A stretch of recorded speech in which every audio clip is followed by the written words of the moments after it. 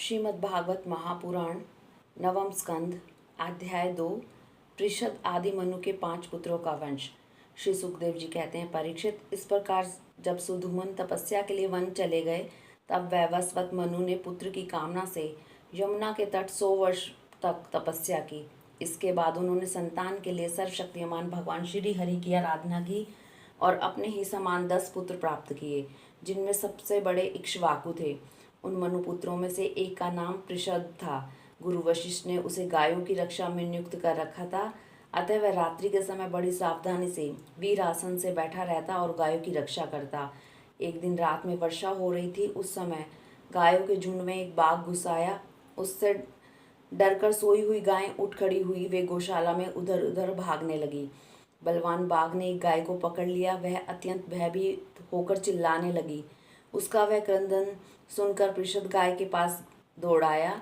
एक तो रात का समय, दूसरे घनघोर घटाओं से आच्छादित होने के कारण तारे भी नहीं दिख रहे थे। उसने हाथ में तलवार उठाकर अनजान में ही बड़े वेग से गाय का सिर काट दिया। वह समझ रहा था कि यही बाघ है। तलवार की नोक से बाघ का भी कान कट गया। वह अत्यंत भयभीत होकर रास्ते में खून गिराता हुआ वहां से निकल भागा। शत्रुदमन पृषद ने यह समझा कि बाघ मर गया, परंतु रात बीतने पर उसने देखा कि मैंने तो गाय को ही मार डाला है। इससे उसे बड़ा दुख हुआ। यद्यपि पृषद ने जानबूझकर अपराध नहीं किया था, फिर भी कुल पुरोहित वशिष्ठ जी ने उसे शाप दिया कि तुम इस कर्म से क्षत्रिय नहीं रहोगे, जाओ शूद्र हो जाओ। पृषद ने अपने गुरुदेव का यह शाप अंजलि बांधकर स्वीकार किया और इसके बाद सदा के लिए मुनियों को प्रिय करने वाले नैष्ठिक ब्रह्मचार्य व्रत को धारण किया। वह समस्त प्राणियों का हेतु हितैषी एवं सबके प्रति सम्मान भाव से युक्त होकर भक्ति के द्वारा परम विशुद्ध सर्वात्मा भगवान वासुदेव का अनन्य प्रेमी हो गया। उसकी सारी आसक्तियां मिट गई, वृत्तियां शांत हो गई, इंद्रिया वश में हो गई। वह कभी किसी प्रकार का संग्रह परिग्रह नहीं रखता था। जो कुछ देववश प्राप्त हो जाता उसी से अपना जीवन निर्वाह कर लेता। वह आत्मज्ञान से संतुष्ट एवं अपने चित्त को परमात्मा में स्थित करके प्राय समाधिस्थ रहता। कभी कभी जड़, अंधे और बहरे के समान पृथ्वी पर विचरण करता। इस प्रकार का जीवन व्यतीत करता हुआ वह एक दिन वन में गया। उसने देखा कि दावानल धधक रहा है। मननशील पृषद अपनी इंद्रियों को भी उसी अग्नि में भस्म करके पर ब्रह्म परमात्मा को प्राप्त हो गया। मनु का सबसे छोटा पुत्र था कवि। विषयों से वह अत्यंत निस्पृह था। वह राज्य छोड़कर अपने बंधुओं के साथ वन में चला गया और अपने हृदय में स्वयं प्रकाश परमात्मा को विराजमान कर किशोर अवस्था में ही परम पद को प्राप्त हो गया। मनुपुत्र करुष से कारुष नामक क्षत्रिय उत्पन्न हुए। वे बड़े ही ब्राह्मण भक्त, धर्म प्रेमी एवं उत्तरापद के रक्षक थे। दृष्ट के धृतराष्ट्र नामक क्षत्रिय हुए। अंत में वे इस शरीर से ही ब्राह्मण बन गए। नृग का पुत्र हुआ सुमति। उसका पुत्र भूत ज्योति और भूत ज्योति का पुत्र वसु था। वसु का पुत्र प्रतीक और प्रतीक का पुत्र ओघवान। ओघवान के पुत्र का नाम था भी ओघवान ही था। उनके एक ओघवती नाम की कन्या भी थी, जिसका विवाह सुदर्शन से हुआ। मनुपुत्र नरीष्यंत से चित्रसेन, उससे ऋष से मीढवान, मीढवान से कुर्च और उससे इंद्रसेन की उत्पत्ति हुई। इंद्रसेन से वितिहोत्र, उससे सत्यश्रवा, सत्यश्रवा से उरुश्रवा और उससे देवदत्त की उत्पत्ति हुई। देवदत्त के अग्निवेश्य नामक पुत्र हुए, जो स्वयं अग्निदेव ही थे। आगे चलकर वे ही कानीन एवं महर्षि जातुकर्ण्य के नाम से विख्यात हुए।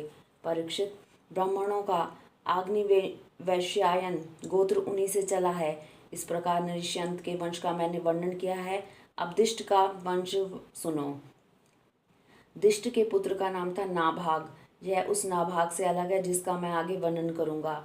वह अपने कर्म के कारण वैश्य हो गया। उसका पुत्र हुआ भलनंदन और उसका वत्स प्रीति। वत्स प्रीति का प्रांशु और प्रांशु का पुत्र हुआ प्रमति। प्रमति के खनित्र, खनित्र के चाक्षुष और उनके विविंशति हुए। विविंशति के पुत्र रंभ और रंभ के पुत्र खनिनेत्र, दोनों ही परम धार्मिक हुए। उनके पुत्र करंधम और करंधम के अविक्षित। महाराज परीक्षित, अविक्षित के पुत्र मरुत चक्रवर्ती राजा हुए। उनसे अंगिरा के पुत्र महायोगी संवर्त ऋषि ने यज्ञ कराया था। मरुत का यज्ञ जैसा हुआ वैसा और किसी का नहीं हुआ। उस यज्ञ के समस्त छोटे बड़े पात्र अत्यंत सुंदर एवं सोने के बने हुए थे। उस यज्ञ में इंद्र सोमपान करके मतवाले हो गए थे और दक्षिणाओं से ब्राह्मण तृप्त हो गए थे। उसमें परसने वाले थे मरुदगण और विश्वदेव सभासद थे।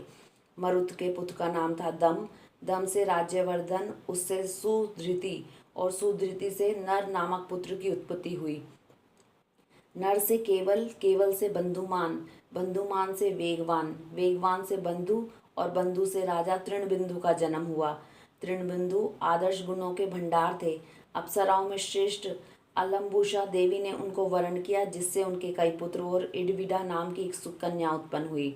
मुनिवर विश्रवा ने अपने योगेश्वर पिता पुलस्त्य जी से उत्तम विद्या प्राप्त करके इडविडा के गर्भ से लोकपाल कुबेर को पुत्र रूप में उत्पन्न किया। महाराज तृणबिंदु के अपनी धर्मपत्नी से 3 पुत्र हुए, विशाल, शून्यबंधु और धूम्रकेतु।